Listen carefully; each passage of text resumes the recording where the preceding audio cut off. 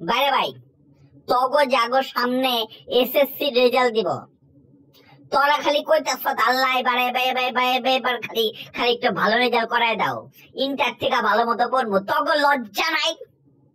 তগো লজ্জা নাই বেটা? তোরা না পড়া, তারা ভালো মতো না পড়া তোরা এসএসসি পরীক্ষা দিচ্ছ বেটা, এখন কইতাছ খালি এবারের মতো বাঁচায় দাও, সামনের বার থেকে ইন্টার থেকে দুবাই পড়বো। এরা কয় বছর কবি তোরা? ছোটবেলা থেকে এই কথা কইতেছ তোরা?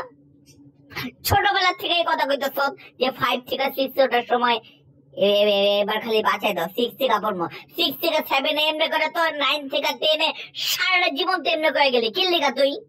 একটু ভালো মতো পড়ালেখা করলে কি হয় তোর?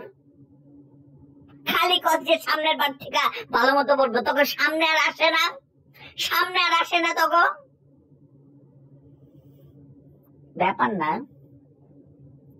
আমি এই কথা কইতে কইতে ভার্সিটি পর্যন্ত গেছিলাম, পরে ভার্সিটির 8 সেমিস্টারে উঠাও কইছি যে আল্লাহ এবারের মতো খালি পার পায় দাও, আমি সামনের বার থেকে ভালো করে পড়বো।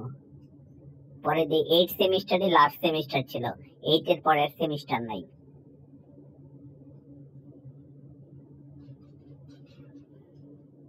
পড়তে বই যা।